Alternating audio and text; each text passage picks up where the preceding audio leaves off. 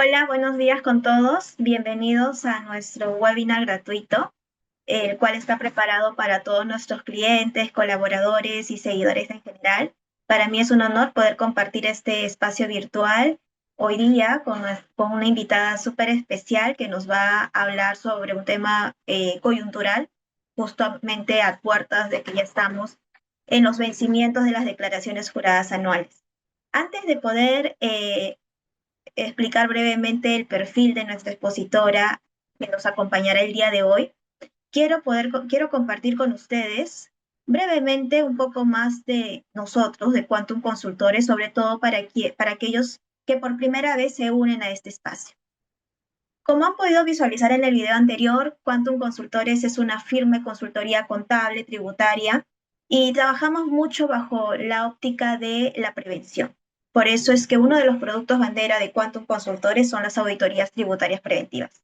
A la fecha ya tenemos más de 18 años en el mercado y es para mí un honor comentarles de que gracias al trabajo de todo nuestro equipo en general y la encuesta de satisfacción por parte de nuestros clientes, estamos siendo por cuarto año consecutivo calificados dentro de un ranking internacional, que es el ranking Leaders League, como una firma altamente recomendada en auditoría, y se ha unido a esta clasificación nuestra área de gestión contable reconocida como un área recomendada.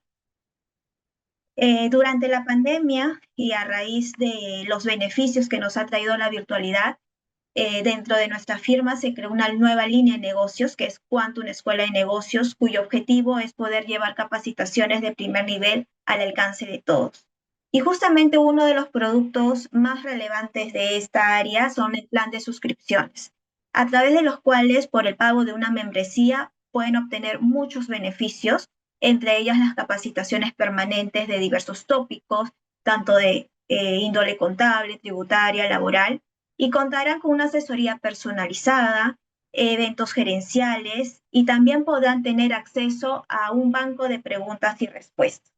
Van a contar además con talleres especializados, reuniones de networking, van a poder tener alertas y jurisprudencias diarias y lo más importante es que van a poder acceder a una plataforma e-learning las 24 horas del día en donde van a poder volver a visualizar todas las capacitaciones o cursos y talleres que se han dictado durante todo este tiempo. Está de más comentar de que todos nuestros talleres de especialización y los cursos que brindamos están siendo liderados por una plana docente de primer nivel. Adicionalmente a ello, además de los planes de suscripciones, también ofrecemos talleres o programas de especialización, siendo uno de los más destacados el de tributación empresarial. Estamos a puertas de poder iniciar el quinto programa de especialización en tributación empresarial, pero además también hemos tenido programas de especialización de fiscalidad internacional, auditoría financiera, auditoría tributaria, y durante todo este nuevo año 2024 vamos a poder generar mayores programas de especialización, así que les recomiendo estar atentos a nuestras redes sociales para que puedan inscribirse. Y bueno, sin mayor preámbulo, este espacio está dedicado para que quienes aún no son nuestros suscriptores puedan vivir la experiencia de ser. Así que bienvenidos nuevamente a todos. Muchas gracias por su participación.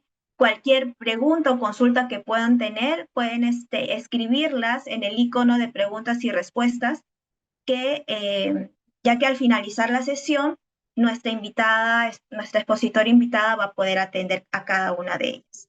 El tema que traemos el día de hoy es aspectos relevantes en la Declaración Jurada 2023 de Personas Naturales. Voy a leer brevemente el perfil de nuestra invitada. Joana Timana es directora en Dama Legal Advisor. Antes de incorporarse a la firma, fue directora del estudio Philip Prieto Carrizosa Ferrero y asociada de Miranda y Amado. Ha sido abogada de la Pontificia Universidad Católica del Perú y magíster en Derecho Internacional Tax Center de la Universidad de Leiden, Holanda. Miembro del Instituto Peruano de Derecho Tributario, IPIDT, y de la Asociación Fiscal Internacional, IF. Práctica profesional enfocada en la estructuración de transacciones para optimizar costos tributarios, la planificación tributaria local e internacional, así como el análisis de las implicaciones tributarias de diversas transacciones y reorganizaciones corporativas. Tiene más de 15 años de experiencia y ha publicado diversos artículos especializados. También ha sido expositora en eventos organizados por la ABA LATAM, por también el Instituto Peruano de Derecho Tributario y la Cámara Peruano-Alemana. Entonces, ahora sí le doy pase a Joana. Muchas gracias, Joana, por haber aceptado nuestra invitación. De antemano, un agradecimiento por parte también de nuestra directora académica, Marisol León. Dejo de presentar para que tú puedas proyectar tu presentación. Muchas gracias. Muchas gracias a Quantum por la invitación. Les agradezco. A ver, vamos a ver si es que puede. No sé si ahí la pueden ver en pantalla completa. Sí, sí se ve. Ok. Muchas gracias a los que nos acompañan hoy. Sí, efectivamente, siempre el tema de la declaración jurada de personas naturales es un tema que genera bastantes preguntas, ¿no? Porque normalmente está enfocado en el ciudadano de a pie, ¿no? El ciudadano de a pie que no necesariamente tiene, pues, todos los contenidos vinculados al derecho tributario y entonces me parece sumamente importante que Quantum haya considerado este tema para esta charla y para poder nosotros compartir este momento. Em, Vamos a ir directamente al grano en aras de ser eficientes con el uso del tiempo. Es importante, ¿no?, tener en claro cuál es el objetivo de esta presentación, de este espacio. Es básicamente que de manera práctica se pueda conocer en qué casos, ¿no?, estamos obligados a presentar una declaración jurada ante la Administración Tributaria, en el caso concreto ante SUNAT. Eh, Todo este tiempo hemos venido estando acostumbrados a que las personas naturales, ¿no?, presenten la declaración jurada al igual que las personas jurídicas, ¿no? Que son ya las empresas que se constituyen y que tienen un registro, ¿no?, ante el registro público.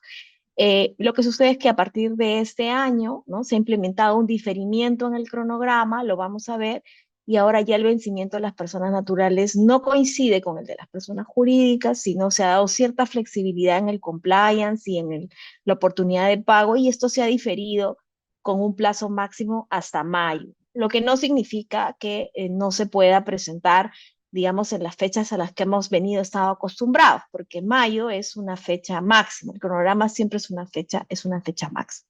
Igual en la presentación vamos a poder ver cuáles son esas fechas máximas ahora de acuerdo al nuevo cronograma que se ha aprobado. Como primer concepto importante, ¿no?, es tener claro qué es lo que se considera como renta agravada, ¿no? No es lo mismo tener un flujo de dinero, ¿no?, que finalmente tener un ingreso o una renta que tiene que pagar impuestos, ¿no? Hay ciertas reglas que están previstas en lo que se conoce como la Ley del Impuesto a la Renta y su reglamento, y únicamente aquellas actividades que generan un rendimiento positivo, ¿no?, que estén de alguna manera incorporadas o consignadas dentro de la ley, es aquella que va a generar la imposición de un gravamen, ¿no?, de un impuesto, lo que se conoce como impuesto a la renta. En general, la mayoría de legislaciones, y esto ya de larga data, y el Perú digamos, no es una excepción, ¿no?, toman como base una serie de teorías, ¿no?, que son bastante conocidas como la renta a producto, flujo de riqueza, consumo más incremento patrimonial, pero estas son, como lo menciono, son teorías que de alguna manera inspiran o sirven de base a las legislaciones tributarias de los diferentes países para pues hacer suyo lo que consideran una renta que debe ser gravada o no. No obstante ello, lo único que puede determinar un gravamen dentro del Perú es aquello que está contemplado de manera expresa en la ley, ¿no? Eh, en principio, ¿no?, tratándose del impuesto a la renta, ¿no?, tiene que determinarse un hecho económico que tiene que ser representativo de una capacidad contributiva, ¿no? Y eso termina estableciéndose, digamos, un gravamen, ¿no? A esa renta así determinada. ¿No? Típicamente se hay una clasificación, digamos, de cómo son los impuestos, y el impuesto a la renta se le considera un impuesto directo, si se quiere decir, porque el objetivo es precisamente gravar la propia renta que se genera, ¿no? ¿Qué cosa es renta? Renta, si queremos tratar de definirlo, podemos decirlo que es un beneficio, una situación digamos, de enriquecimiento, mejora de posición patrimonial en algunos casos, ¿no? Pero como les decía, eso es en el mundo, digamos, si se quiere decir económico, en el mundo doctrinario. Finalmente, para efectos de la declaración, solo va a ser renta aquello que la ley dice que es renta, ¿no? Y eso es justamente a lo que nos vamos a abocar, ¿no? Previamente en esta introducción también es importante tener en cuenta que cuando uno revisa el gravamen del impuesto a la renta, no solamente es importante el rendimiento que termina estando grabado, ¿no? O sea, saber si eso es renta o no para la ley peruana y si termina siendo grabado y luego con qué tasa termina siendo grabado, ¿no? Sino también es importante conocer quién es el perceptor de esa renta, ¿no? Y la condición de ese perceptor, ¿no? Porque va a depender también de eso para determinar justamente ese gravamen, ¿no? Y en el caso concreto, ¿no? Nos abocamos a las personas naturales, pero las personas naturales no son las únicas que pagan impuestos en el país, ¿no? Hay también las personas jurídicas, en el caso de las personas naturales también hay la posibilidad que en el caso que existan sociedades conyugales tengan un tipo de declaración como sociedad conyugal utilizando la declaración de uno de los miembros de la sociedad conyugal en su condición de representante, ¿no? También existe una regulación para las sucesiones indivisas, que es en el caso cuando ocurre digamos, el fallecimiento de una persona, ¿no? Existe un causante. Entonces, es importante tener en cuenta que tanto a la sociedad conyugal como a la sucesión indivisa le son aplicables las reglas de las personas naturales, ¿no? Bajo el concepto de la ley peruana, ¿no? Las personas jurídicas tienen reglas particulares de la forma como es que pasan a tributar o pagar el impuesto a la renta, ¿no? Entonces, una vez determinado frente a qué agente o qué sujeto perceptor de la renta nos encontramos, pues es importante conocer, ¿no? El domicilio de esta persona, ¿no? Porque, digamos, solamente pagan impuestos en el país, ¿no? Aquellos que tengan un vínculo con el Perú, ¿no? Y ese vínculo, el vínculo en lo personal, termina siendo el arraigo domiciliario, que no necesariamente está alineado, y es importante precisarlo, a, digamos, el común significado que podemos tener de domicilio, que es, por ejemplo, la habitualidad en la vivienda, ¿no? No, para efectos tributarios hay un concepto de qué se entiende por domicilio. El domicilio normal tiene la permanencia del tiempo en el Perú, ¿no? En el caso de que sea peruano, digamos, se considera también domiciliado en el caso que tenga ahí sí la residencia habitual. En el caso de los extranjeros, tienen un plazo de por lo menos 183 días en un periodo, ¿no? De 12 meses, ¿no? Ahí es presencia física, digamos, si se quiere decir diaria, ¿no? Entonces hay diversas reglas, pero lo que le quiero poner sobre la mesa aquí, ¿no? Es que en el caso del gravamen del impuesto a la renta, por un lado, tengo que analizar ante qué tipo de rendimiento estoy, ¿no? Si es una renta del capital, es una renta del trabajo, es una renta que proviene del negocio, y luego también mirar el lado subjetivo, el lado de quién es el que se está beneficiando de ese rendimiento y qué condición tiene, ¿no? Hoy, como repito, nos vamos a abocar al caso de las personas naturales y cómo deben declarar en el formulario ya aprobado por SUNAT para este año 2023, ¿no? Considerando, teniendo en cuenta que estas reglas también son aplicables a la sociedad conyugal y a las sucesiones indivisas, ¿no? Repito, las personas jurídicas tienen un formulario aparte y unas reglas de declaración también distintas, ¿no? Y aquí solamente una acotación, ¿no? Que en el caso que, por ejemplo, la persona natural realice una actividad de negocio, ¿no? sea un empresario sin haber constituido una persona jurídica como tal, entonces a esa persona natural, por la renta empresarial, se le aplicará las reglas de la persona jurídica, ¿no? Entonces, para que quede claro las reglas que vamos a ver hoy, en concreto, lo que digamos forma parte de lo que abarcaremos en este espacio, en este tiempo que gentilmente Quantum nos está compartiendo, ¿no? Es lo referido al tratamiento de la declaración de las personas naturales y las personas naturales que obtienen rentas del capital, ¿no? También en esa declaración se incorporan las rentas del trabajo y las rentas de fuente extranjera, ¿no? Cuando una persona realiza un negocio, una actividad empresarial, no pasa, ¿no? Esa parte de la renta empresarial pasa a regularse por las normas de la persona jurídica. Entonces no va a formar parte de lo que veremos ahora, ¿no? La presentación está referida básicamente a las rentas del capital que obtienen las personas naturales y a la renta de fuente extranjera. No obstante, es importante mencionar que en ese mismo formulario también se incorpora la renta proveniente del trabajo desarrollado en el país. Luego, bueno, aquí dejar claro, ¿no? Y esto nos va a servir para entender qué cosa es lo que el impuesto a la renta en nuestro país termina de gravar en cabeza de las personas naturales, ¿no? Normalmente cuando se desarrolla un negocio, pues resulta claro que el rendimiento proveniente de ese negocio termina estando grabado porque es un rendimiento periódico, tiene una fuente que justamente es el negocio, esa fuente se explota, ¿no? Y tiene, digamos, un carácter de alguna manera de duración, ¿no?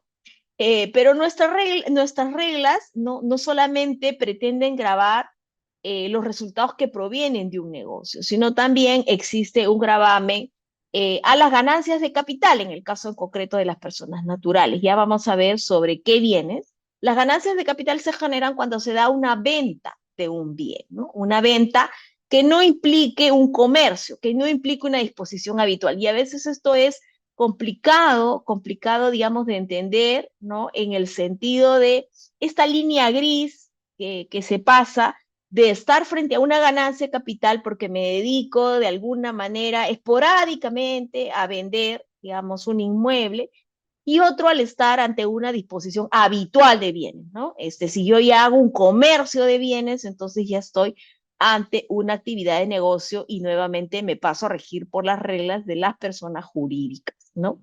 Entonces, eh, esa línea gris lo vamos a ver, lo vamos a comentar con una resolución del Tribunal Fiscal, pero está presente en todo el análisis de poder diferenciar ante qué renta nos estamos encontrando, ¿no?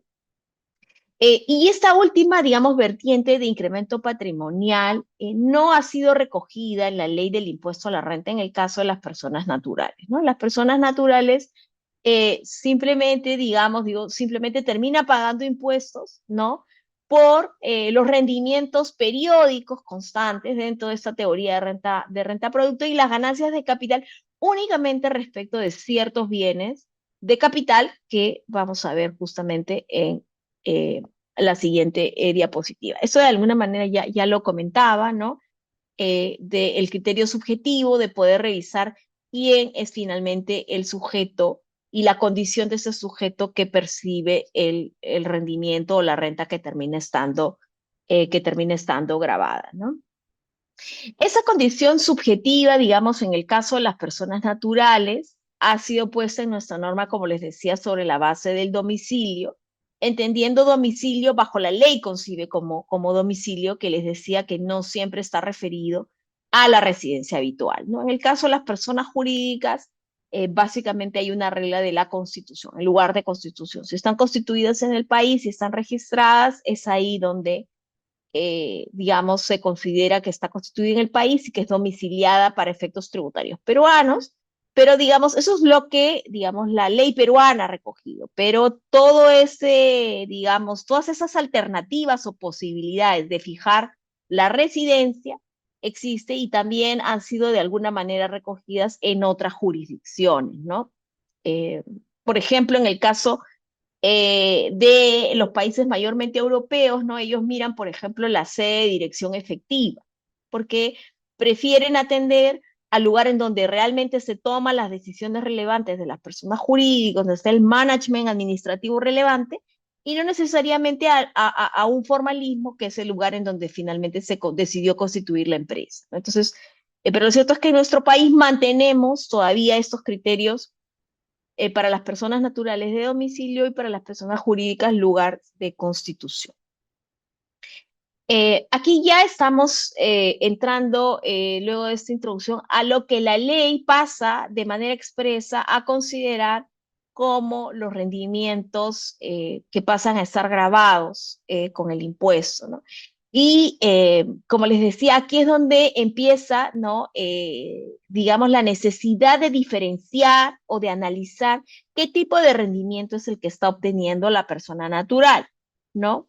Y para eso es que la ley los ha categorizado, ¿no? La ley pasa de primero concebir qué cosa es renta y luego ha creado unos compartimientos estancos, unas categorías, ¿no? Para facilitar el entendimiento y justamente la declaración digamos, de los impuestos que corresponden a esos rendimientos, ¿no? Entonces, la renta del negocio, ¿no? Se conoce como la renta de tercera categoría. Tiene sus reglas particulares de declaración que no es parte de la presentación de hoy, ¿no? Y las rentas que más bien están involucradas a las inversiones de capital, ¿no? Esas han sido catalogadas como las rentas de primera y segunda categoría, ¿no? Eh, primera y segunda categoría, y en la primera categoría, ¿no? Podemos ver aquellos que de alguna manera se trata del capital tangible, ¿no? El capital tangible me refiero a un bien inmueble o un bien mueble, de alguna manera. Y si se quiere decir, distinguir a qué corresponde la segunda, tendríamos que decir que está más cercano a lo que sería un capital intangible, ¿no? Y ahora lo veremos a detalle. No obstante, es importante tener en cuenta que lo principal, ¿no? Es que el rendimiento esté incorporado en la ley como una renta agravada. Y el segundo paso es ver en qué categoría se encuentra esa renta, ¿no? Y así también es la dinámica que mantiene el formulario de declaración del impuesto. O sea, y ahora veremos eh, un poco esa parte, pero cuando se presenta el formulario, van a ver justamente esa clasificación, ¿no? Renta de primera, renta de segunda, está categorizado el formulario para llenarlo en función al tipo de rendimiento que se obtiene, ¿no? Entonces, en la anterior diapositiva estaban un poco aquellos rendimientos que se consideran y que en la mayoría de los casos corresponden a negocio, ¿no? Negocio, por ejemplo, cuando se dedica una persona a la lotización de unos inmuebles, ¿no? Entonces ahí la ley dice, bueno, no se trata de una venta aislada, esporádica de un inmueble, acá hay un negocio detrás, porque la persona natural se está encargando de lotizarlo, de ponerlo, digamos, en una situación para su venta. Entonces, la ley aquí se cuida de considerarlo como una renta empresarial de la tercera categoría, ¿no? Y también, por ejemplo, la disposición habitual de bienes también es considerada de la tercera categoría, ¿no? Y esto es importante porque no solamente la categoría, ¿no? De la renta es importante para saber en qué casillero de la declaración lo lleno, sino además, porque ya les menciono que cuando es de la tercera, el formulario de declaración es uno distinto, con reglas distintas, pero lo más importante es con una tasa de gravamen diferente, ¿no? La tasa de la renta empresarial alcanza el 29.5%, a diferencia de las rentas del capital que tienen una tasa efectiva de 5%. Entonces, sí hay una diferencia, digamos, relevante en la determinación de los impuestos porque va a incidir en el monto a pagar, ¿no? Aquí, digamos, están listados de alguna manera y ahí ustedes tienen los artículos para aquellos que quieran luego darle un vistazo a la ley o profundizar. Es más, la SUNAT, como todos los años, ha habilitado la cartilla SUNAT, ¿no? Que, digamos, de alguna manera compendia de manera muy sumillada y resumida, las reglas que contiene el impuesto a la renta para, digamos, que el ciudadano de a pie esté informado de qué debe incorporar en su declaración, ¿no? Y a su vez acompaña un caso práctico que también yo he tomado para explicar algunas casuísticas vinculadas a las rentas del capital, ¿no? Pero ahí también la cartilla SUNAT también pueden encontrar información, digamos, un poco más digerida que lo que está en la propia ley, que puede ser un poco más, con términos más legales, ¿no? Entonces, atendiéndonos a lo que es la ganancia del capital para personas naturales, ¿no? Se ha considerado de toda la lista de la ley, ¿no? La persona natural solamente paga impuestos por la venta del valor mobiliario o de los valores mobiliarios, ya sean estos valores mobiliarios eh, ¿no? Representativos de deuda o representativos de equity o capital, ¿no? Podemos estar hablando de la venta de un bono, de la venta de acciones, ¿no? O de algún otro tipo de valor mobiliario que también termina siendo, digamos, alcanzado por el impuesto. Hasta este año, hasta el año pasado, digamos, existía la exoneración para ciertos valores mobiliarios, ¿no? Que cumplían ciertos requisitos que se negociaban en bolsa, ¿no? Y tenían inclusive un cap cuantitativo para el caso de las personas naturales previsto en la ley. Hoy en día ya no, digamos, exoneración no se ha mantenido para este año, por tanto ahora incluso los valores mobiliarios, digamos, tratándose de acciones, terminan pagando impuestos en nuestro país a partir del año 2024, ¿no? Para la declaración del 2023 todavía se tienen que considerar las reglas que estuvieron vigentes en el 2023. Em, Ahora, les decía que, ¿qué pasa, por ejemplo, si una persona natural vende algún intangible, ¿no? Como ven ustedes en la lista, alguna marca, un derecho de llave, ¿no? Algún, digamos, derecho que pueda ser regulado desde el punto de vista de la propiedad intelectual o con protección de la propiedad intelectual, de derechos de autor, ¿no? Ahí la ley es bastante clara, ¿no? Solamente van a estar grabados las personas naturales por la venta de los valores mobiliarios y una lista de qué se entiende por valor mobiliario y ahí hay que tener en cuenta la ley de título valores, que finalmente es la que determina cuándo estamos ante un valor mobiliario. eh, pero en el caso de otro tipo de bien mueble, la persona natural no genera una renta agravada. Entonces, a mi pregunta de cuando una persona vende una marca, vende un derecho de llave, vende, digamos, o sea, una patente, ¿no? Eso queda fuera del gravamen del impuesto en nuestro país. Eso, la persona natural no paga impuestos, es una renta inafecta fuera del alcance de la ley, ¿no? Eh, Ahora, en el caso de los bienes inmuebles, la persona natural paga sí, impuestos, ¿no? En el caso de que no se trate de una casa habitación, ¿no? Si se trata de una casa habitación, esa venta también no está grabada, ¿no? Hay una serie de requisitos para cuando estamos ante una casa habitación, ¿no? La ley lo que dice es que se requiere la permanencia de por lo menos 2 años en la propiedad, ¿no? ¿Cómo se considera esa casa habitación? También, ¿no? Hay, eh, digamos, ciertas inquietudes, ¿no? No hay un pronunciamiento oficial de la Administración Tributaria, ¿no?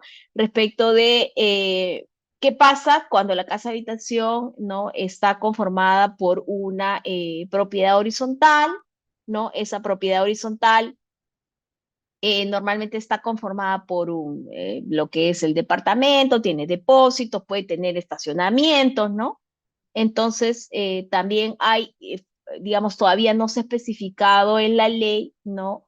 Si esos supuestos, en qué supuestos, si es que se da, esos pueden llegar a determinar un gravamen por supuestos de habitualidad, ¿no? Por supuestos de habitualidad, y aquí a qué me refiero.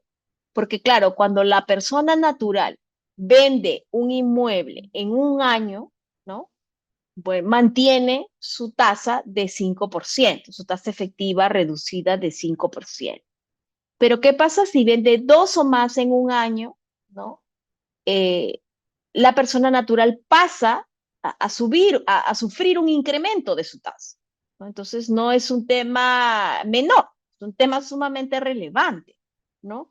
Y esa renta, digamos, ya no se considera de capital, sino una renta empresarial. Entonces se sale de estas reglas y por eso es importante, ¿no? Es importante conocer, ¿no? Conocer, digamos, cuánto es el máximo de venta de inmuebles que puedo hacer en un año para mantener una tasa de 5%, porque esta condición de habitual además se traslada a los años consecutivos, ¿no? Entonces, no es un tema menor, es un tema importante. Cada vez que, yo les recomiendo que cada vez que vayan a hacer una operación de venta de inmuebles, pues consulten primero el impacto, sobre todo cuando desde el punto de vista registral, el inmueble no es solo uno, ¿no? Sino tiene varias partidas, ¿no? Como precisamente suele ser en aquellos casos en los cuales existe la propiedad horizontal.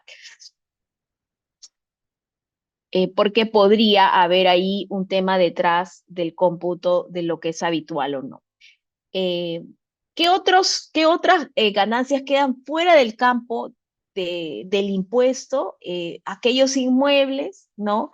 Que hayan sido adquiridos antes del 2009 y que sean vendidos ahora, ¿no?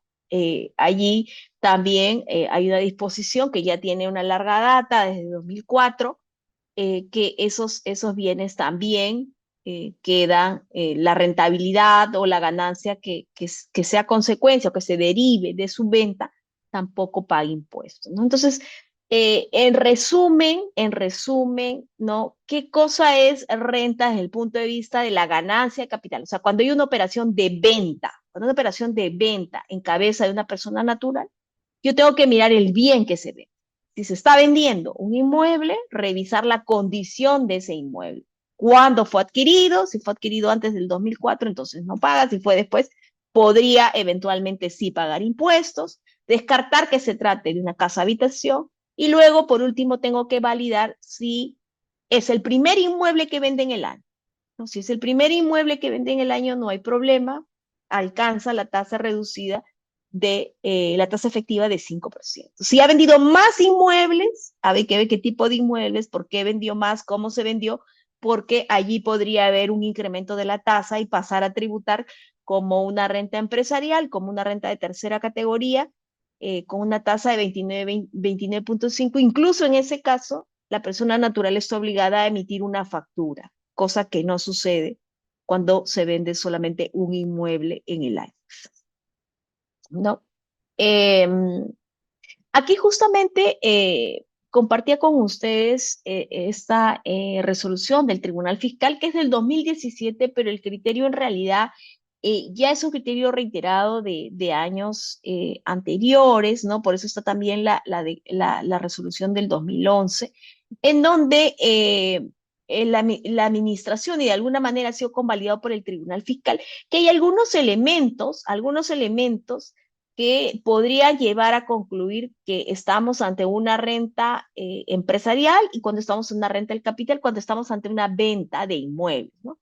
Y los elementos son, bueno, las características del inmueble, su ubicación, cuándo lo compré, cuánto lo vendí, ¿no? Porque, claro, el tribunal de alguna manera ha validado que si soy propietario en un plazo corto, por ejemplo, de un año, o sea, lo compré en el año 2022 y lo vendo en el 23, allí ya puede haber alguna presunción, un atisbo de que hay una disposición habitual del bien, ¿no? ¿Por qué? Porque no he estado en propiedad a largo tiempo, parecería que no lo compré como una inversión, de repente el bien, el inmueble tiene ciertas características de estar ubicado en cierta, digamos, rubro digamos, de la ciudad en donde se desarrolla cierto tipo de negocios, donde desarrollan almacenes, ¿no? Entonces, todos esos elementos se toman en cuenta para determinar si estamos ante una renta que debe ser catalogada solamente como del capital, repito, con una tasa reducida de 5%, una tasa efectiva, o pasar a una renta empresarial, ¿no? De 29.5.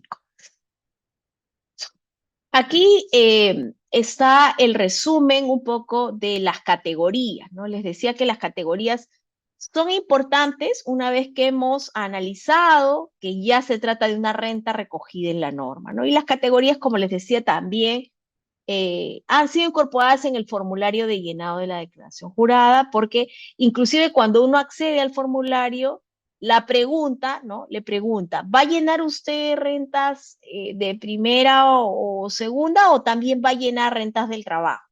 ¿No? Entonces ahí en función de lo que la persona natural que declare haya percibido, tendrá que marcar, ¿no?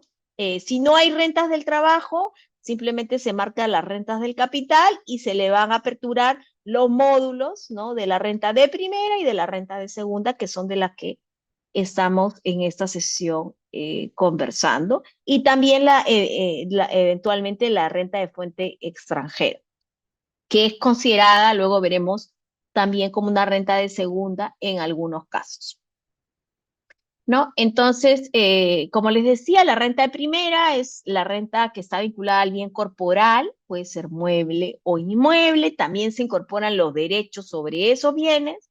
En la segunda está más bien los capitales que son intangibles y los que son, digamos, dinerarios, ¿no?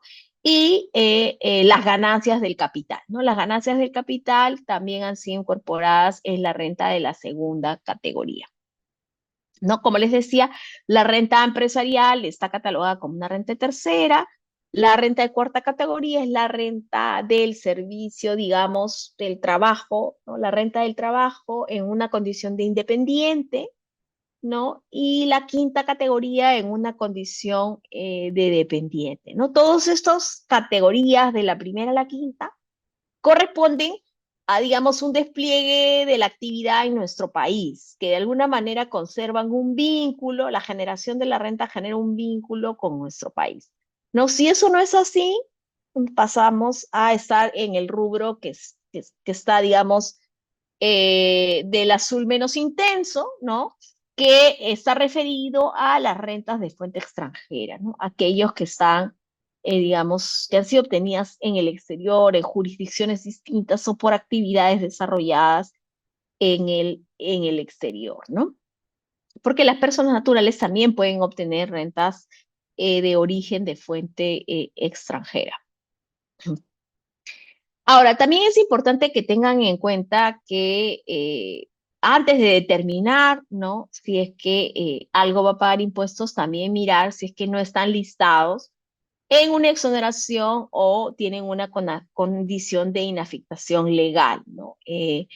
Por ejemplo, en el caso de las personas naturales, las indemnizaciones, ¿no? Hay unas compensaciones por tiempos de servicio, las rentas vitalicias, ¿no? Y una serie de conceptos que están expresamente contemplados en la norma que terminan no pagando impuestos porque la ley así de manera expresa lo ha regulado, ¿no? Cada vez más se han reducido estos tipos de rendimientos, sobre todo los exonerados, porque el Ministerio de Economía y Finanzas ha hecho un esfuerzo por reducirlos, ¿no? En la medida que se ha evaluado que la exoneración no necesariamente ha alcanzado los objetivos para los que estuvo diseñada o aprobada en su momento, ¿no? Entonces, en el caso de las personas naturales, como les decía, ya en el 24 ha dejado de estar vigente la exoneración que existía para las ganancias de capital, para los valores mobiliarios, en concreto acciones, y solamente está quedando, sobreviviendo como de las más importantes y comunes, la de los intereses por depósitos, ¿no? Las personas naturales que tienen algún tipo de ahorro, ¿no? En una entidad bancaria, ¿no? Además, dentro del sistema financiero nacional, pueden lograr esta exoneración, ¿no? Esta exoneración solo les alcanza a las personas naturales, no a las personas jurídicas. Entonces, Cuando se trata de una renta, digamos, exonerada o inafecta, también hay un rubro en em, hay un rubro específico, ¿no? Para incluir, ¿no? Las rentas que no sufren gravamen, ¿no? Las rentas exoneradas. Pregunta, ¿ha recibido rentas exoneradas? ¿Ha recibido rentas inafectas? Inclusive consulta sobre todo también la distribución de dividendos, ¿no? Entonces ahí hay ciertos rubros para poner según el tipo de renta. En esa que es una parte ahí, todavía eso lo consulta en la parte informativa, ¿no? El formulario tiene una parte informativa y la parte ya en sí declarativa. Entonces ahora vamos a pasar a ver qué rentas son las que incorporo en la primera categoría, ¿no? Lo he colocado también en el orden que el formulario de alguna manera lo propone, ¿no? El formulario inicia con las rentas de primera categoría y pide pues incluir la renta mensual en el caso del alquiler, ¿no? Que es el típico concepto que se incorpora como renta de primera categoría. Cuando cedo en uso un inmueble, un espacio, ya sea amoblado o no amoblado, pues ese rendimiento está grabado con una tasa efectiva de 5%. No, no solamente es el valor lo que se dice como merced conductiva, sino también incorpora ciertos servicios que pueden tomar a su cargo, que sean suministrados por el arrendador, ¿no? También ciertas mejoras que se puedan hacer, ¿no? Y que sean esas asumidas por el arrendatario, ¿no? Y que finalmente beneficien al arrendador, ¿no? Esas también forman parte de la renta, ¿no? En el caso de la renta pactada por contrato, eso se consigna en el primer rubro, la renta de alquiler, ¿no? Luego también está el subarrendamiento, ¿no? Cuando yo no soy propietario, ¿no? Alquilo un inmueble, pero a su vez lo vuelvo a ceder en uso a un tercero, ¿no? Entonces, allí también eso se considera renta de primera categoría. Luego con el ejemplo vamos a ver cómo se determina el total a pagar, ¿no? Hay un ejemplo para que ustedes puedan guiarse y entender ya la parte práctica del cálculo, la determinación del impuesto en sí, ¿no? Entonces, en general, dentro de la primera categoría está la cesión en uso de bienes, bienes muebles o inmuebles, ¿no? También hay unas reglas específicas de rentas que se quiere decir presuntas, presuntas en el sentido que no son reales porque no están pactadas, la persona natural no recibe el dinero. Sin embargo, la ley ha considerado necesario incorporarlos, ¿no? Y entonces esto se ha previsto, esta renta presunta se ha previsto para las sesiones gratuitas, no tanto en bienes inmuebles como muebles, ¿no? En el caso de los inmuebles, la sesión gratuita genera una renta que pasa a estar grabada, que es equivalente al 6% del autovalúo del inmueble. Y ese es un resultado que genera renta anual, ¿no? Multiplico el autovalúo por 6, lo vamos a ver en el ejemplo, y eso es lo que debo declarar como renta presunta o como, en realidad técnicamente como una renta ficta, ¿no? La renta no puede tampoco estar por debajo de ese 6% del autovalúo, ¿no? Que es decir, habiendo pactado, por ejemplo, yo un alquiler de 1.000 soles, por decirlo así, si el resultado del autovalúo está por encima, el que prima es el mayor, ¿no? Lo vamos a ver también en el cálculo del ejemplo, ¿no? Entonces, en la primera categoría están tanto las sesiones en uso gratuitas, si se quiere resumir, pero también evidentemente las onerosas, ¿no? En las gratuitas se ha establecido un porcentaje para valorizar o cuantificar esa renta. En el caso de los inmuebles es 6% del valor de autovalúo y en el caso de los muebles, cuando esa cesión se da a personas jurídicas o a sujetos que pagan el gravamen de renta de tercera categoría, eh, se considera que la renta es del 8% del valor del bien mueble, ¿no? Eh, Y la presunción es que el bien mueble o mueble fue cedido todo el año. Ha sido cedido todo el año. Si se admite prueba en contrario, habría que acreditarlo. Por ejemplo, en el caso de los inmuebles, no puede ser el consumo de los servicios públicos, ¿no? Podría ser una evidencia de que en realidad la sesión fue por un mes, la sesión gratuita, ¿no? No todo el año.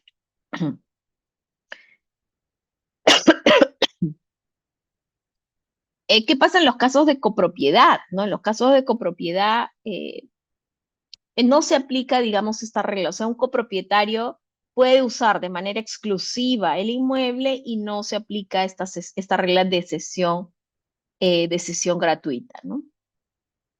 Eso es importante tenerlo en cuenta. Eso es en la primera categoría, ¿no? En la primera categoría. En la segunda categoría,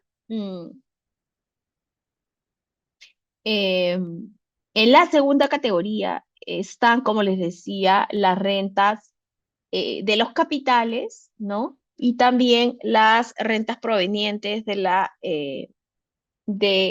los capitales y de los bienes intangibles, ¿no? Justamente en el caso de los capitales, ¿no? Cuando se hace un préstamo, ¿no? Un préstamo normalmente tiene pactado un interés, ¿no? Ese interés precisamente termina pagando también la tasa efectiva de 5% en nuestro país, pero también hay una regla de intereses presuntos, ¿no?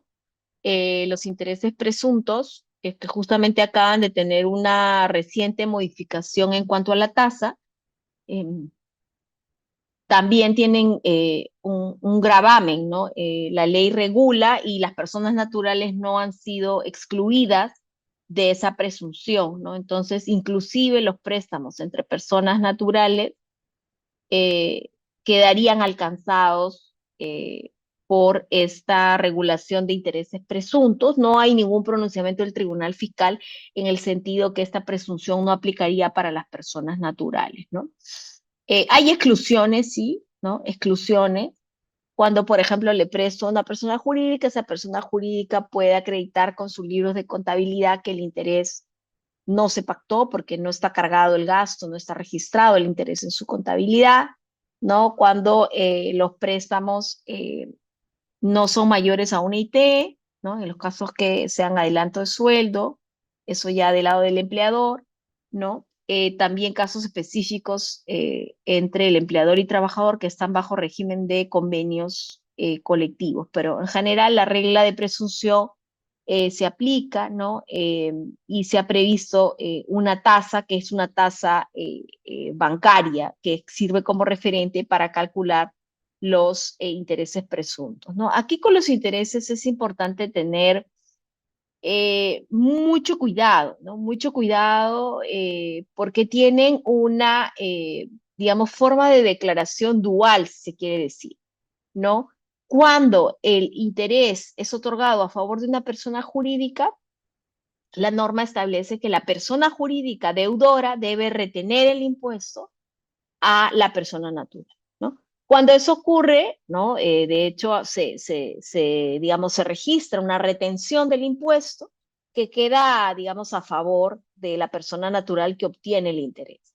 ¿No? En esos casos esa retención es definitiva y ahí, digamos, culmina el pago de ese impuesto vía la retención que hace el deudor porque el deudor es una persona jurídica, ¿no?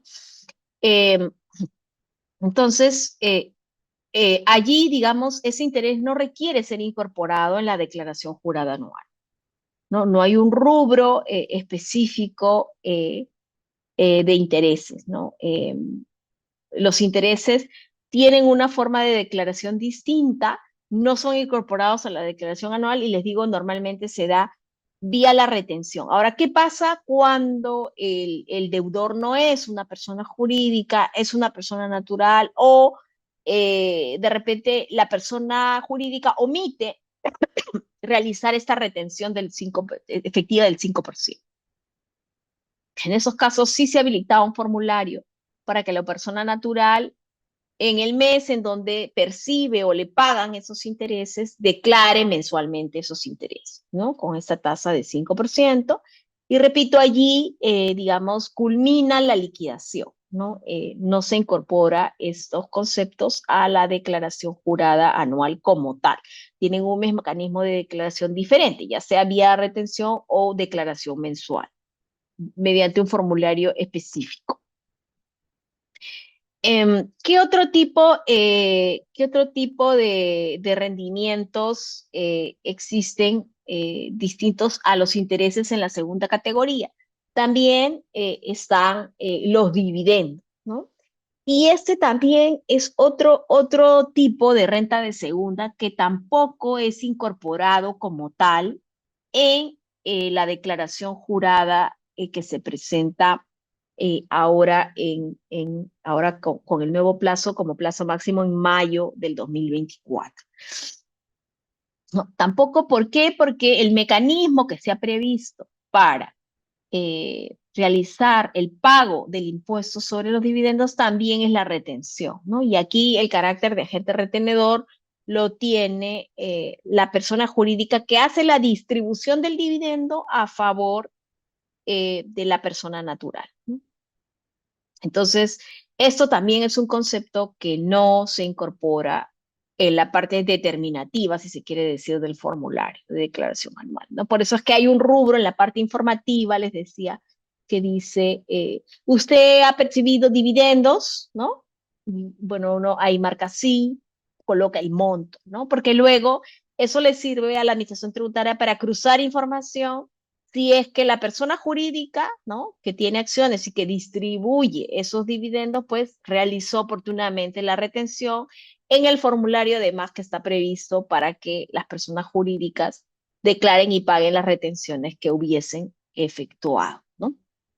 Entonces, repito, tampoco ni los intereses ni los dividendos tienen, digamos, un reflejo como tal, un casillero como tal en el llenado de la declaración jurada, en el formulario. Simplemente aparecen a título informativo en el caso de los dividendos y en el caso de los intereses, realmente no hay una pregunta específica al respecto, pero porque tienen una forma de declaración separada. ¿No? ¿Qué cosa es dividendo? Dividendo no es solo lo que digamos, lo que normalmente la persona jurídica distribuye como utilidad. Hay una serie de regulación que está prevista en la ley, en el 24A, que lista qué cosa es dividendo, ¿no? Hay créditos, por ejemplo, que pueden calificar como dividendo bajo ciertas características, ¿no? Cuando no se ha otorgado, digamos, un no hay un plazo previsto para la devolución de ese capital, ¿no? Porque hay digamos, un índice de que eso pudiera ser no un préstamo, porque el préstamo típicamente tiene una obligación de devolver en un plazo acotado, ¿no? Cuando eso está presente, la norma dice estamos ante un dividendo. También hay, en los casos de reducciones de capital, también hay un dividendo cuando el importe que recibe producto de la reducción es mayor al valor del aporte o al valor nominal, ¿no? Em, y también, digamos, hay algunos rendimientos que para las personas jurídicas termina siendo considerado dividendos presuntos, ¿no? Pero eso no, digamos, no es de tanta relevancia para las personas naturales. Lo que sí, recientemente, ¿no? Recientemente se ha modificado, se ha incorporado un nuevo concepto en este rubro de dividendos a los rendimientos que percibe el asociado como parte de una asociación en participación, ¿no? Y eso ya ha estado vigente en el año 2023. Eh,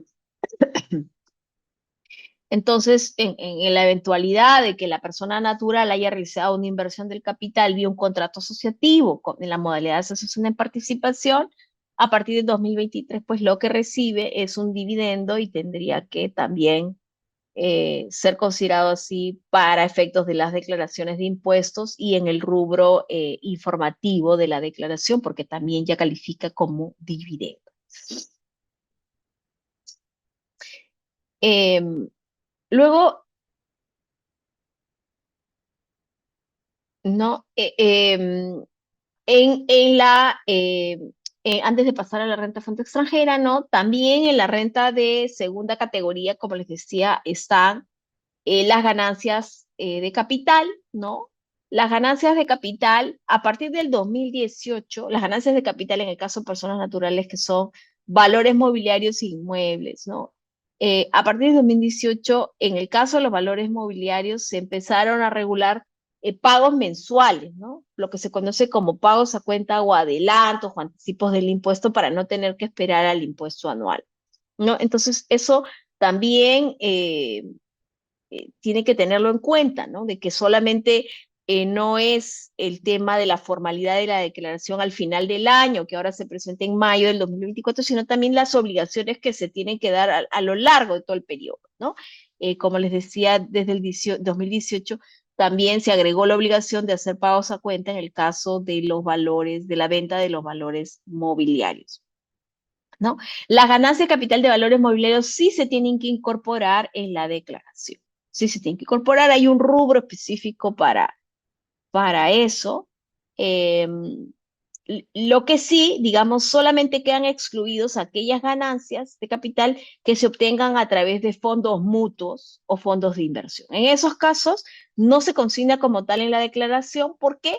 Porque es el fiduciario o el administrador de esos patrimonios quien va a formular o informar a SUNAT de la obtención de ese rendimiento, ¿no? Pero si no estamos ante esos casos, sí hay que incorporarlo, inclusive se incorpora no solo la ganancia, sino también la pérdida en el propio formulario, la pérdida del capital que veremos en el caso práctico, cómo es que se produce esa compensación, ¿no? En el caso de la renta fuente extranjera, eh, también, normalmente la renta fuente extranjera tiene un gravamen más alto, ¿no? Ya no es posible aplicar el tratamiento de esta renta esta tasa, perdón, de 5% sobre la renta neta, sino pasa a tener un gravamen como la renta del trabajo, ¿no? Acompaña la renta del trabajo, desde 8% hasta 30%, según cómo va incrementándose el nivel de los ingresos o rendimientos, ¿no? Ahora, por excepción, se ha previsto a manera de incentivo ciertas rentas de fuente extranjera que pasan a tributar con la tasa reducida en realidad la tasa es 6,25, ¿no? Pero la efectiva para la renta de segunda es 5%. En el caso de la renta de fuente extranjera, la tasa es de 6,25. Entonces, si hay una reducción importante de pasar de pagar a 30% la tasa máxima, pues se logra una reducción al 6,25. Ahora, ¿qué condiciones tengo que cumplir o en qué casos puedo acceder a esta tasa del 6,25? Dicho sea de paso, se declara como parte de la renta de segunda categoría. El formulario está habilitado para ello. O sea, la forma como se liquida es de manera conjunta la renta de segunda categoría. Y los requisitos que tengo que cumplir es que, bueno, tiene que obtenerse, ¿no? La ganancia de capital a través de manera bursátil, ¿no? En la bolsa de valores o en un mecanismo centralizado de negociación.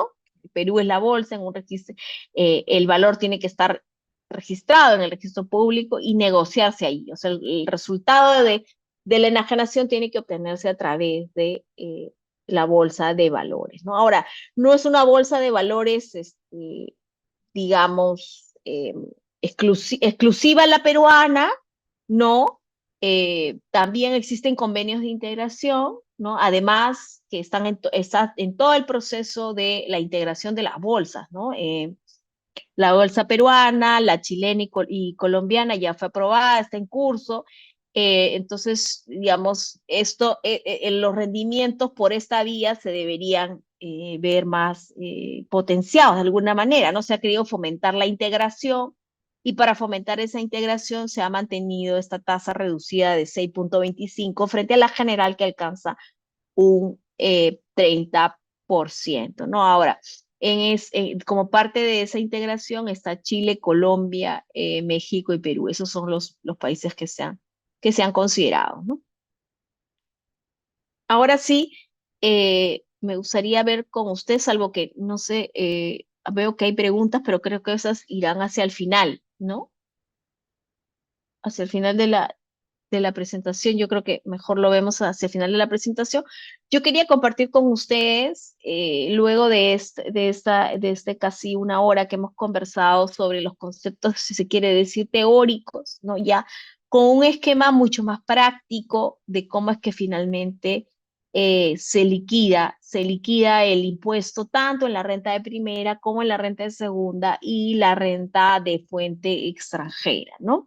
Ustedes estas diapositivas entiendo que las van a tener, lo podrán ver el caso práctico con mayor detalle, ¿no? Pero yo quisiera ir a la parte, digamos, resumida del caso, a la parte más importante. Entonces, aquí ven ustedes, ¿no? En el cuadro que se presenta que además esto forma parte de los casos prácticos que SUNAT propone para ayudar, digamos, al cumplimiento de la declaración del impuesto a la renta para el año 2023, ¿no? Entonces, como parte, les decía, de la renta de primera categoría, teníamos los típicos alquileres, ¿no? En este caso se plantean dos tipos de alquiler, ¿no? Uno que vía el contrato se obtiene un pago anual, acá ya está anualizado, de 40.302, ¿no? Y en el otro contrato, porque son dos inmuebles, es 15.600. Eso es lo que plantea el caso. Además hay una mejora, ¿no? Les decía que las mejoras que realice el arrendatario y que quedan a favor del arrendador, es decir, que no son reembolsables por el arrendador o propietario, también son renta, ¿no? ¿Cuándo son renta? En la época, en el momento que el contrato culmina, ¿no? Eh, entonces el caso dice que se terminó el contrato y que la mejora pasó a favor del arrendador, entonces el valor de esa mejora son 15.000, ¿no? Y entonces ahí están totalizados los montos en cada columna. Ahora, ¿qué cosa es lo que está abajo que dice renta presunta? Renta presunta está este cálculo que yo les decía que siempre hay que hacer, que para ver sobre qué renta voy a pagar por alquiler los impuestos, tengo que hacer la comparación con el 6% del autovalúo anual. Entonces aquí está precisamente la comparación, ¿no? Considerando que el autovalúo del inmueble que está en comas, ¿no? Es de 340.500 por 6, ¿no? Lo multiplica y le da 20.403. Y en el otro caso, el autovalúo es 290.000, lo multiplica también por 6 y son 17.400. Ahora, acá hay que tener en cuenta que esta multiplicación de 6% por el autovalúo nos da una renta ficta anual, ¿no? Entonces, esto se compara, justamente por eso es que la comparación está de toda la renta que obtiene según contrato, que es la parte superior del cuadro, a lo largo del año, o sea, multiplicado por 12. Y abajo está el 6% del autovalúo que ya arroja, digamos, un resultado anual. Entonces se hace la comparación y yo siempre tengo que tomar el mayor, ¿no? Inclusive ahí hay una llamada que ustedes pueden ver que dice que para determinar el valor total se utiliza el mayor entre A y B, ¿no? Y en este caso, para el inmueble de comas, ¿no? El mayor es los 40.000, ¿no? Entonces, esa es la base que yo voy a tomar, los 40.000, ¿no? Los 40.302 más los 15.000 de la mejora, eso da un total de 55.302 y eso es lo que voy a considerar como renta bruta anual. ¿Por qué? Porque es mayor a la renta presunta, ¿no? Que solo fueron 20.000. Más bien, en el segundo caso del departamento, sí voy a considerar la presunta, porque el resultado, ¿no? Del 6% del autovalúo ha sido mayor, ¿no? Ha sido mayor que lo que realmente se le paga al propietario vía el contrato, que son solamente 15.600, ¿no? Entonces, eh, allí sí se considera como renta el mayor, que son los 17.000, ¿no? Y entonces, para este caso, la renta va a estar conformada por los 55.302 más los 17.400, siendo que los 17.400 son parte de una renta presunta, ¿no? Resultado del 6% del autovalúo anual. Entonces, es importante que esa comparación siempre se tenga en cuenta. Eso se conoce como renta presunta, ¿no? Cuando más bien la sesión es gratuita, como les decía, o sea, no hay pactado una renta, se conoce más bien como una renta fija. Y también ahí el referente es del 6%, ¿no? Ese 6% sobre el valor del autovalúo. El autovalúo en este caso es 250.000. Entonces hay una renta ficta que también hay que colocar en el formulario de 15.000, ¿no? La renta ficta va en un casillero distinto a la renta pactada, ¿no? De hecho, ustedes van a poder ver allí inmuebles arrendados, ¿no? O muebles arrendados, colocarían en este caso los 55.302. Cuando se trata de una renta presunta, que son los 17.400, y la ficta, los 15.000, van en el casillero en donde señala la casilla que está para los 15.000. Ahora vamos a ver el llamado en el caso práctico, ¿no? Hay otros, también el caso menciona otros ejemplos, ¿no? Otros ejemplos de tipo de renta, por ejemplo, en el caso de que también se dé un subarrendamiento, ¿no? Si se da un subarrendamiento, se considera el monto, ¿no? Como renta, el monto al que se subarrienda. En el ejemplo que plantea SUNAT, ¿no? El subarrendamiento se da por 1.700 mensuales, ¿no? Pero el arrendatario le paga al arrendador 1.200. Entonces solamente renta el diferencial, ¿no? Que serían los 500. ¿No? Los 500 por 12 nos da los 6.000 soles que está siendo colocado como renta bruta anual, ¿no? Es importante tener en cuenta que cuando estamos ante un subarrendamiento ya no se aplica la regla del, digamos, de renta mínima, ¿no? Que es este 6% anual. Ya no, simplemente se aplica el cálculo sobre el diferencial entre la renta del subarrendamiento y la renta que se le paga al propietario. Luego también tiene otros ejemplos que son ya, digamos, menos discutibles, que es el tema del alquiler, ¿no? Alquilan un vehículo también y allí se ha hecho el cálculo, ojo, con el tipo de cambio, ¿no? Mensualizado, ¿no? Si ustedes pactan algún alquiler en dólares, entonces la declaración se formula en soles, entonces hay que hacer el cálculo mensual de cada tipo de cambio, ¿no? Entonces, ahí tiene que ser, el tipo de cambio es al día de cierre, ¿no?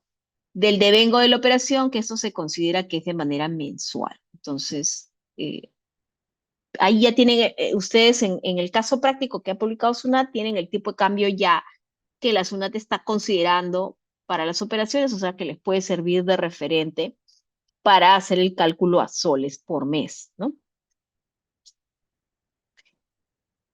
Aquí ya está el cálculo, digamos, y pueden ver, digamos, en las llamadas cómo les indica en qué casilla específica se va a pasar a declarar cada una de ellas, ¿no? Entonces, como les decía, las rentas que son pactadas van en una casilla, ¿no? Que es la casilla 100, ¿no? Y ahí están los 40.000 que vimos del caso anterior, ¿no? Los 40.300 que sí es según contrato, ¿no? Los 15.000 que son de la mejora que se hizo, eh, perdón, los 15.600 que son los pactados, ¿no?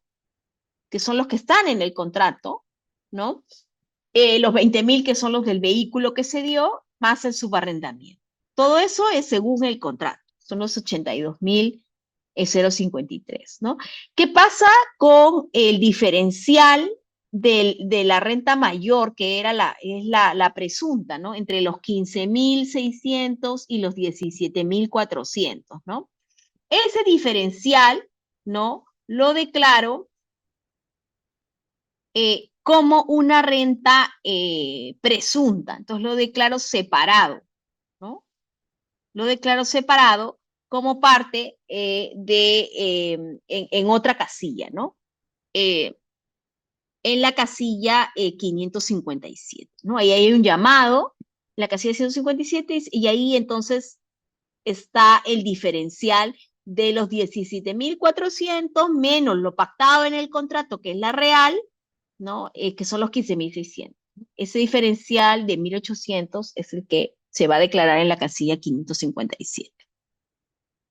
¿no? Luego, también acá hubo una renta gratuita, cedida, también va en el rubro de la renta gratuita por muebles, ¿no? La mejora también tiene un rubro específico que también va en la 557, ¿no? Eh, y más bien la que es ficta, o sea, la que no tenía un pago previsto según el contrato, sino que simplemente obedece al 6% del valor de autovalúo, esa va en la casilla 558, ¿no? La que es ficta es esta de acá, estos 15.000 que calculamos por una sesión gratuita, ¿no? Del 6% del autovalúo que era 250.000. Entonces, digamos, en resumen, cada casilla, y la verdad que es bastante claro la descripción como para que ustedes puedan darse cuenta qué es lo que va en cada casilla, pero el hecho es que aquí también la SUNAT lo explica de manera clara en este caso práctico. Aquí ha habido un error, ¿no? Un error en la liquidación, porque el caso práctico mantiene la liquidación del año pasado, de una liquidación del 2022, ¿no? Y mantiene aquí 116.117 cuando la renta bruta de primera categoría es más bien 117.917, ¿no?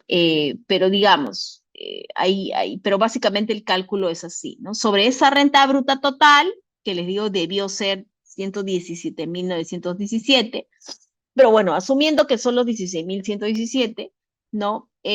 Se le aplica un porcentaje de deducción flat que es de 20%, ¿no? Por eso es que se habla de una tasa efectiva de 5%, ¿no? Porque si la tasa es 6.25 y si me rebajan 20%, en realidad ese 6.25 se aplica al 80%. Entonces, si yo multiplico 80% por 6.25 me da una tasa efectiva de 5%, ¿no? Eh, Queda lo mismo de aplicar el 5% a los 116.000 o hacer esta operación que va a salir, que multiplicar la tasa de 6.25 a la renta neta, ¿no? Que son los 92.894 en el ejemplo, ¿no? Y eso es la liquidación de una renta de primera categoría. Es importante también tener en cuenta que en la liquidación de las rentas del alquiler, lo que prima es el criterio que para los tributaristas hablamos de devengado, ¿no? Entonces, más allá que te hayan pagado la renta mensual o no, ya estoy en obligación de incorporarla en la declaración, ¿no? Aun cuando el beneficiario sea una persona natural.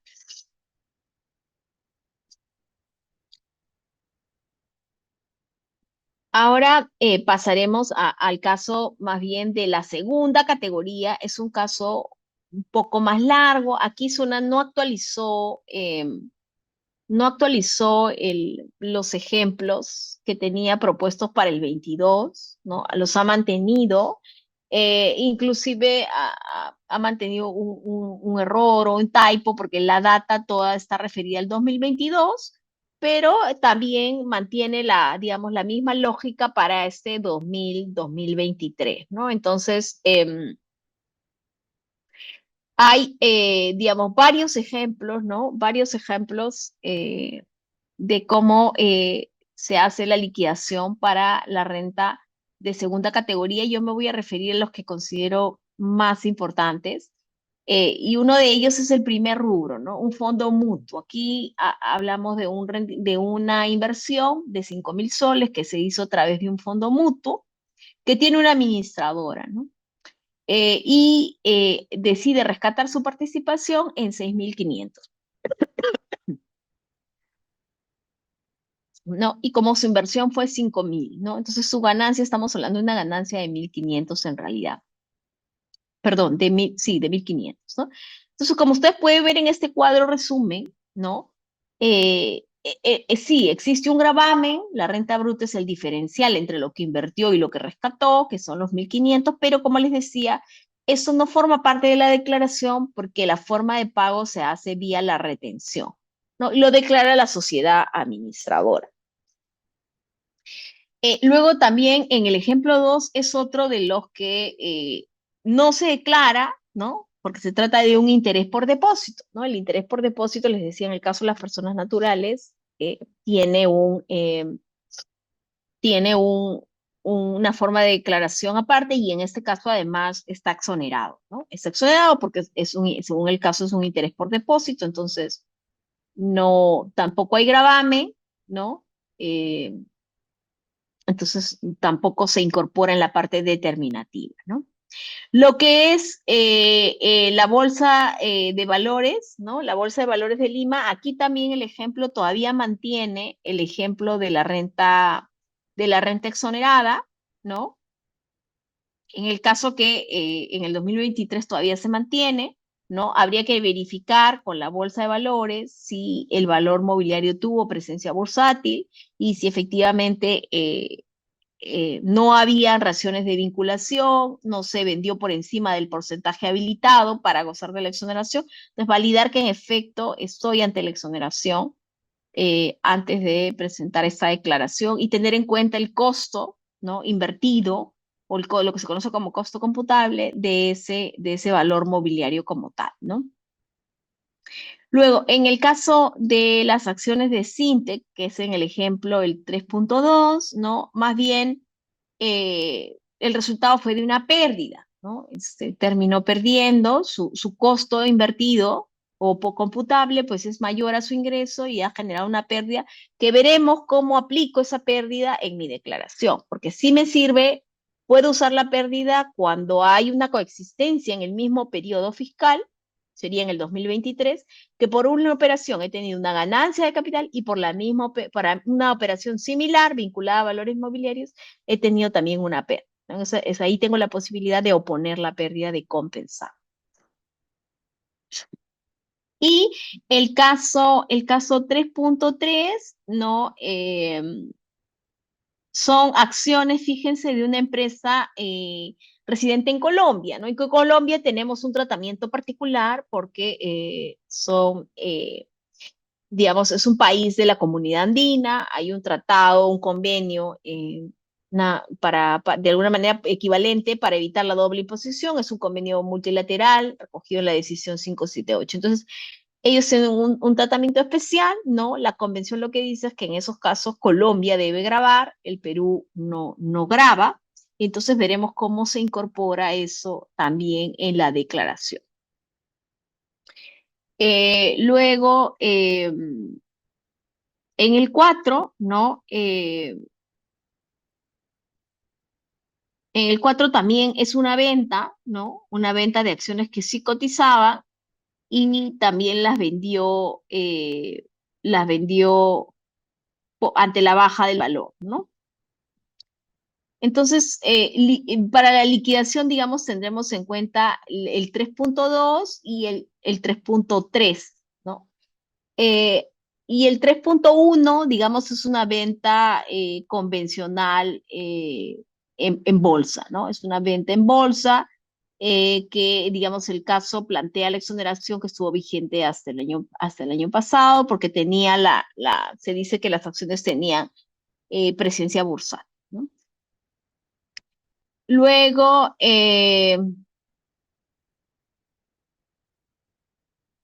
luego en el caso hay otros ejemplos, ¿no?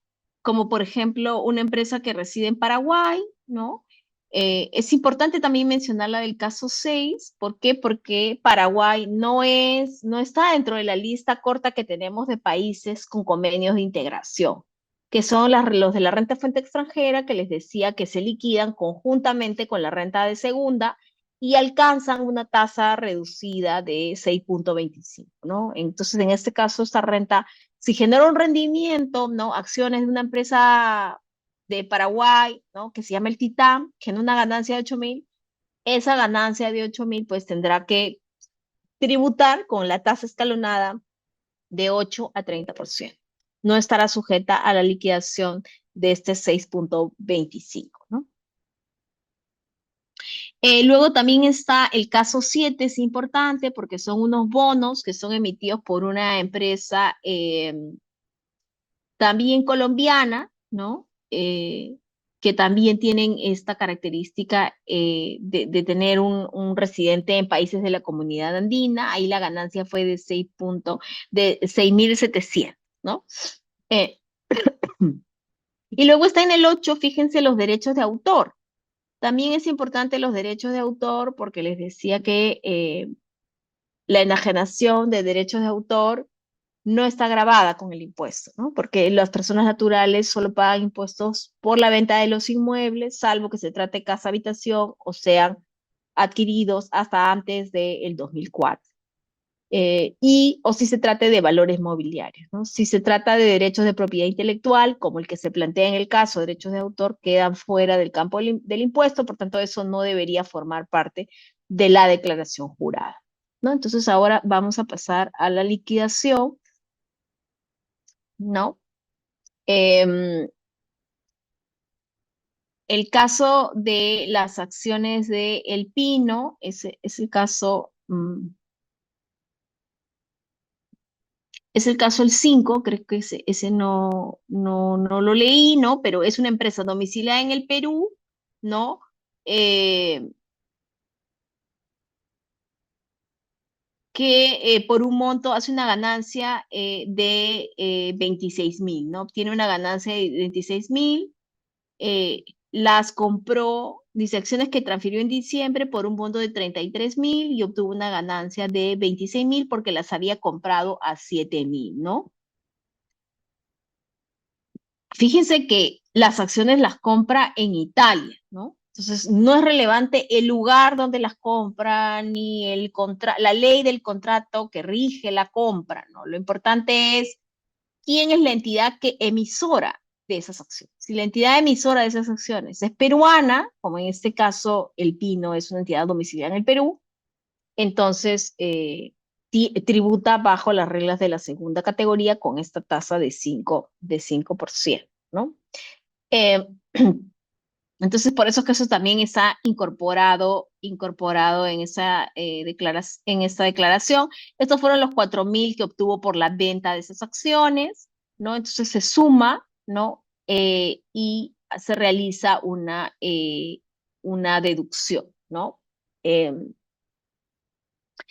Luego el caso de en la pérdida también se está considerando, ¿no? Para que se considere también como parte de la renta neta de fuente extranjera, ¿no?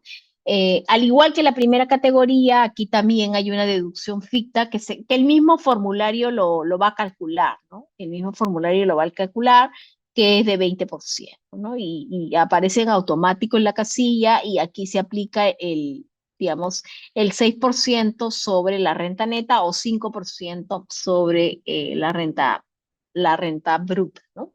Entonces aquí como resultado nuestra renta neta es de 14.700.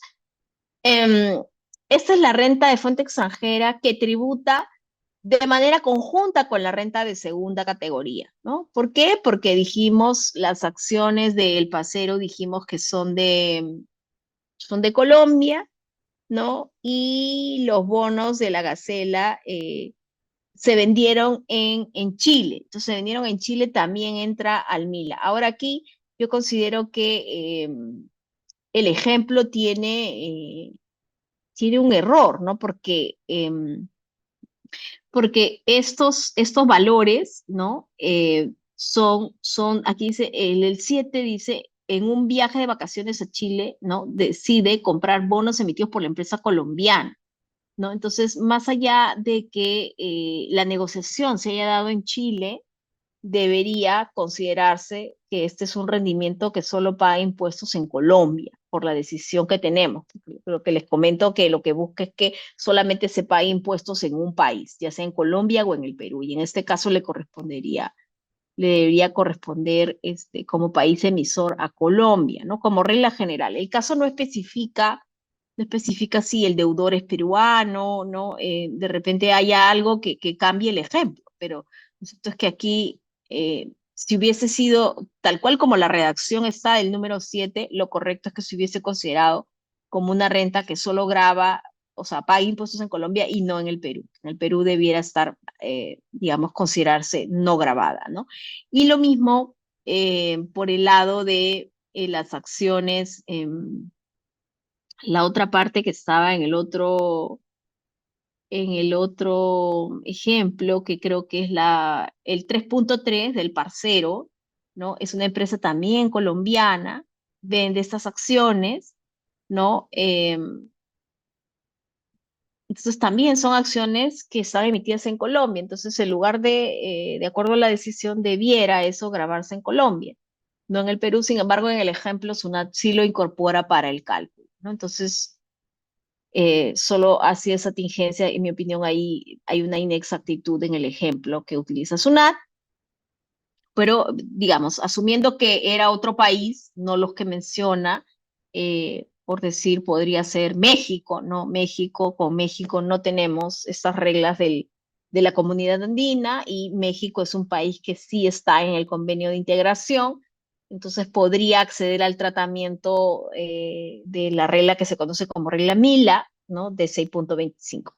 Entonces allí se incluiría válidamente en el cálculo, ¿no? Ven ustedes que se incorpora la renta neta de fuente peruana, y ya la renta fuente extranjera se suma a la renta neta de fuente, a la renta neta de fuente peruana de segunda categoría. Se obtiene un total y sobre eso se aplica esta tasa reducida de 6.25, ¿no? Y se obtiene el impuesto calculado. Entonces aquí es un ejemplo claro de cómo se da esa liquidación de esta renta de fuente extranjera que se obtiene en el convenio de integración, particularmente, sobre todo teniendo en cuenta la integración de las bolsas, que como les decía ya está bastante avanzado, ¿no? Lo que es Perú, Colombia, Chile, ¿no? Y que se uniría a México. Entonces, em, y eso es un poco lo que quería compartir con ustedes. Aquí ya para terminar y ser, digamos, estoy a un minuto de exceso del tiempo otorgado. eh, es solo tener en cuenta el plazo de pago y de presentación de estas declaraciones, ¿no? Como les decía, típicamente esto se hacía en marzo con la nueva ley que salió el año pasado, bajo el régimen MIPE, flexibilidades para el régimen MIPE, y también se incorpora a las personas naturales. eh, se ha prorrogado eso, y hoy en día tenemos la posibilidad de diferir el cumplimiento y pago hasta como fecha máxima fines de mayo, y semanas de inicios de junio, ¿no? Según el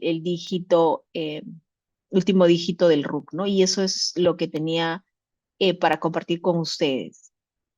Hay algunas preguntas que no sé si va a haber un tiempo para poder responderlas o no, Sí, pero Joana, antes que nada agradecerte, la verdad que muy interesante los temas que nos has compartido el día de hoy. A veces uno piensa que la determinación del impuesto a la renta de personas naturales suele ser mucho más sencillo que el de las empresas, ¿no? Personas jurídicas, pero como tú bien has dicho, a veces se presentan casos, ¿no? Y casos que pueden ponernos en una zona gris que incluso hay que analizar si es que realmente estamos frente a una renta de capital o de repente ya se vuelve en una renta empresarial. Hemos tenido así casos muy complejos y ricos a nivel de análisis para poder aterrizar mejor la consulta, ¿no? Y sí quisiera ujú. robarte, Nara, sé que ya estamos sobre el tiempo, y hay muchas preguntas, ha habido mucha participación activa de nuestros participantes. Voy Ujú. a seleccionar tres preguntas, si gustas, sobre todo las que han estado o las que nos van a ayudar a profundizar mejor algunos temas que has comentado Ujú. el día de hoy en la sesión. Por ejemplo, hay una de Cristian Calle que dice, muchas veces cuando se vende un departamento, en el registro predial está el departamento La Cochera 1 y La Cochera 2. En este caso, Ujú. entonces, digamos, estamos frente a tres inmuebles, sin embargo, frente a una sola operación de compra-venta. ¿Qué es lo que indica la ley respecto a esto? ¿Cómo lo interpreta? ¿Los montos son determinantes? Claro, allí es donde yo les decía justamente que falta una precisión legislativa. Hay una posición extraoficial de la Administración Tributaria en el sentido que se entiende que pese a, digamos, esta distinción registral, finalmente estamos ante una sola unidad inmobiliaria, ¿no? Y debiera considerarse como la venta de un solo inmueble y por tanto mantener la tasa reducida de 5% y no saltar a la habitualidad del 29.5%. Pero no hay una opinión por escrito, hasta donde tengo entendido de la práctica, es una posición que de alguna manera se quiere decir informal de la Administración Tributaria, pero no ha sido puesto de manifiesto en una consulta con carácter obligatorio a la fecha. Perfecto, ok. Hay otra pregunta, nos indican, ¿qué pasa si una persona natural percibe rentas por alquiler solo de terrenos agrícolas y avícolas? ¿Estamos todavía en una renta a título de persona natural o podría de repente considerarse como una de tercera categoría? Sí, allí, digamos, mientras la obligación siga siendo la mera cesión en uso, o sea, su única obligación es simplemente ser propietario y ceder el uso, independientemente de la característica o la condición del bien como tal, se mantendría dentro de la primera. De hecho, un caso que ya no lo puedo comentar, pero ahora que surge la pregunta y la oportunidad, un caso conocido a nivel del Tribunal Fiscal, ¿no? Que es de una galería de Gamarra, ¿no? En donde el propietario tenía, pues, era dueño de toda la galería, entonces eran más de 1.000 tienditas, ¿no? Tiendas. Que cada una de esas tienditas tenía digamos, una ficha registral, estaban ya independizadas. Entonces, cuando él alquilaba no la galería, sino alquilaba 1.000 muebles, por decirlo así, ¿no? Entonces, en esa resolución, que no es de observancia obligatoria, pero que sí se analiza, digamos, la línea gris que puede haber en una renta de primera y una renta de tercera, ¿no? Y la opinión preponderante, porque la resolución tiene un voto en discordia, pero la opinión mayoritaria, la preponderante, fue que la primera debiese mantenerse, ¿no? Porque la obligación sigue siendo cesión en uso.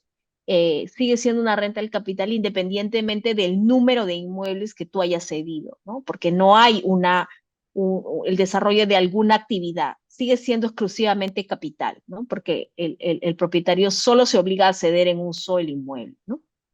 Y, Qué interesante y creo este que esa caso. regla se aplicaría aquí, ¿no? Sí, qué interesante el caso que planteas, porque incluso, es como tú dices, en las galerías de Gamarra son varias tiendas que el arrendador, ¿no? De esas tiendas, digamos, de alguna manera, aparte de la cesión del uso de las tiendas, también incurren en otros gastos, ¿no? Como el mantenimiento, limpieza, vigilancia, ¿no? Entonces, eh, tomando tu ejemplo, ¿consideras de que el hecho de que este arrendador pueda tener gastos, de tener de repente personas que le ayuden en la limpieza o mantenimiento del edificio y la vigilancia en la misma, podría desnaturalizar la renta pasiva?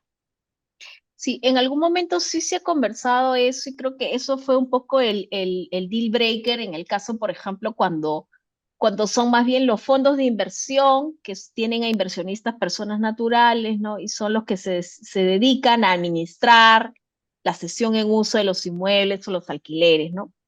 Y sí, yo creo que ahí estamos en una línea gris, pero si el propietario es el que cede, no se dedica a hacer la administración, yo sí creo que se puede seguir manteniendo la primera, ¿no? Ahora, si este propietario, que es propietario de los 1.000 departamentos y además los administra, ¿no?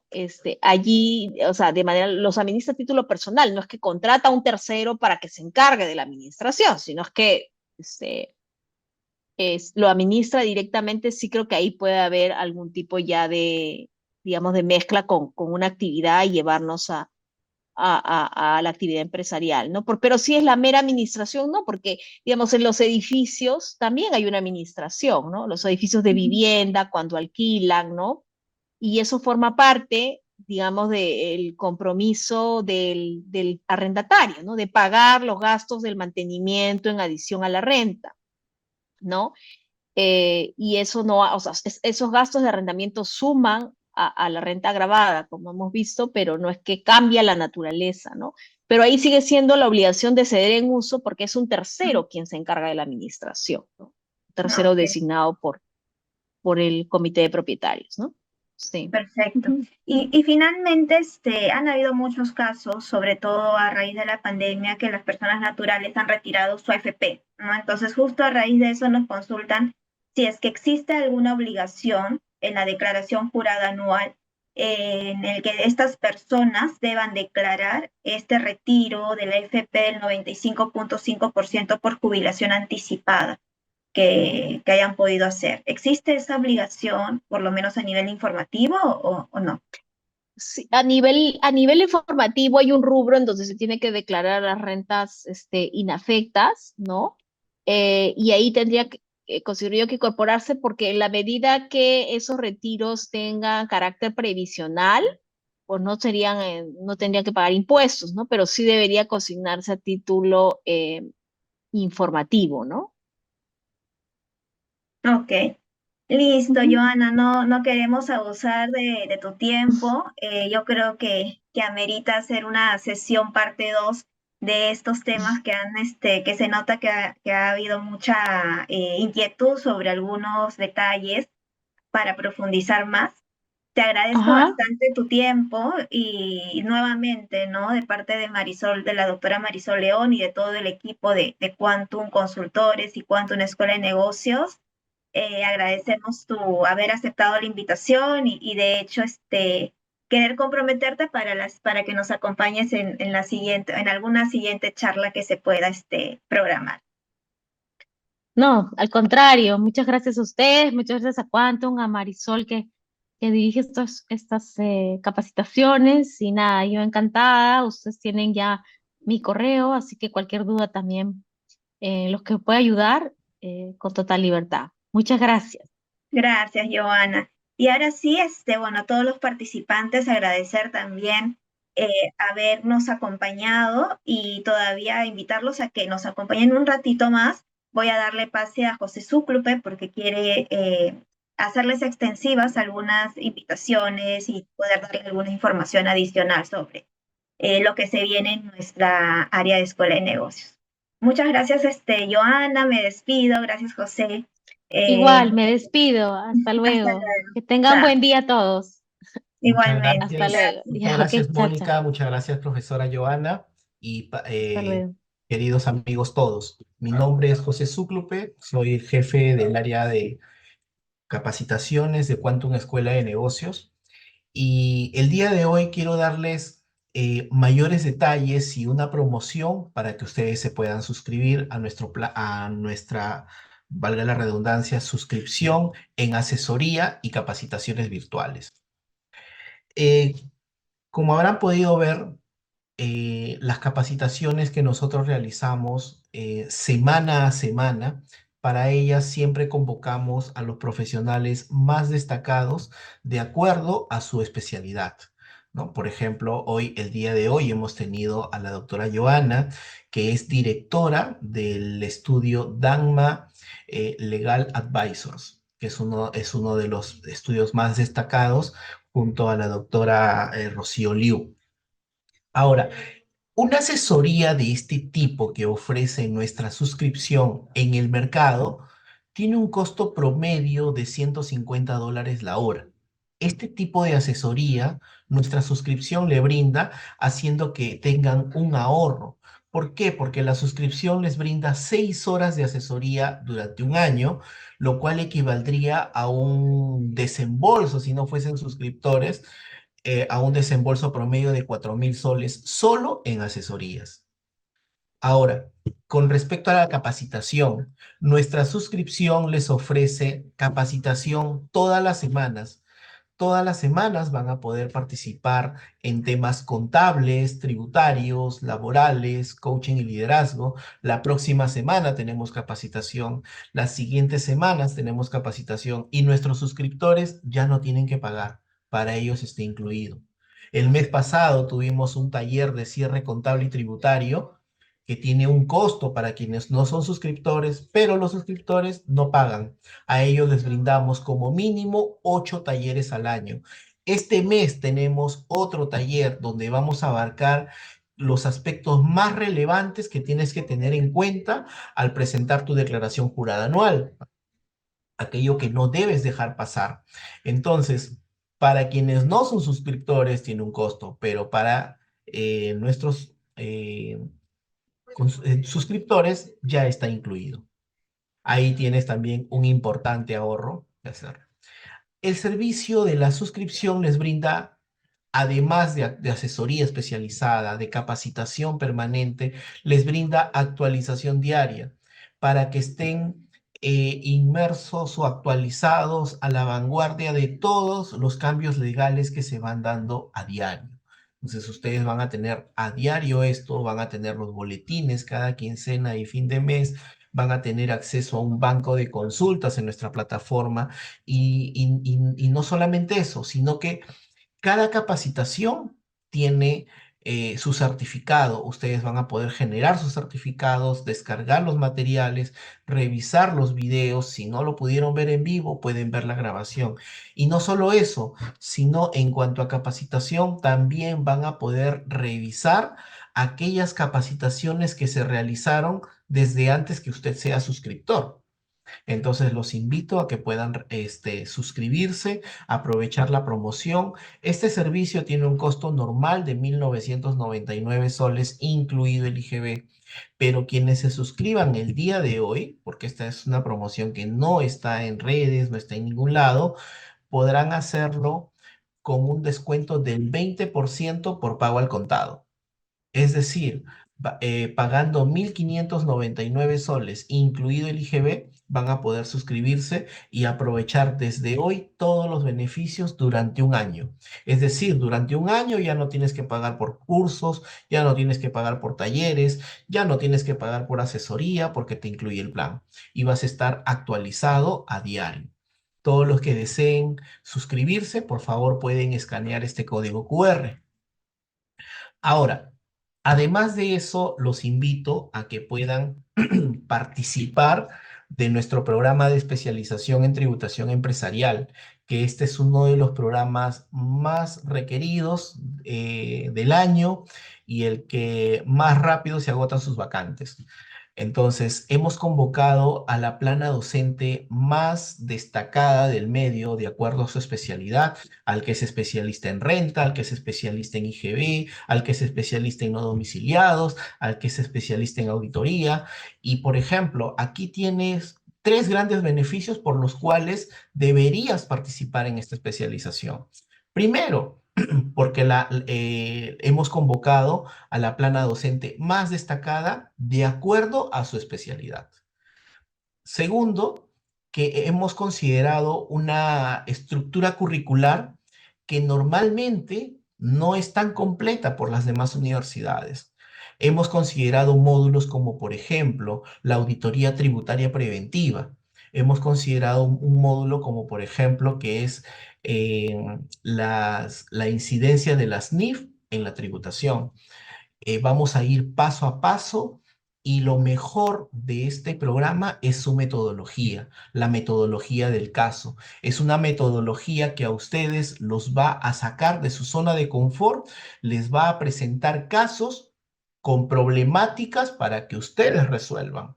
No les vamos a dar fácilmente un caso donde digamos el tribunal resolvió de esta manera. No, les vamos a dar un problema que puede ser de evasión de impuestos, un problema que puede ser de planeamiento tributario o un problema sobre el impacto de las normas en donde ustedes van a tener que resolver. Y luego con la guía del profesor van a llegar a una conclusión. O de repente les va a tocar estar en el papel del abogado defensor de la SUNAT o del abogado defensor del contribuyente o jugar el papel de magistrado del tribunal fiscal. Entonces, ante esas situaciones, el método del caso es la mejor opción para que ustedes puedan mejorar sus conocimientos y obtener un valor muy, muy rico en conocimientos. Entonces, queridos amigos, los que estén interesados en participar, también pueden escanear aquí el código QR. Estamos aún en preventa hasta el día sábado y los que se inscriban hasta el día sábado van a tener un descuento bastante importante. Y lo mejor es que tienen también financiamiento, facilidades de pago y descuentos por pago al contado. Los invito a que puedan participar. Y sin más, si de repente tienen algunas consultas, que puedan realizarlos a través del chat como para poder ayudarnos.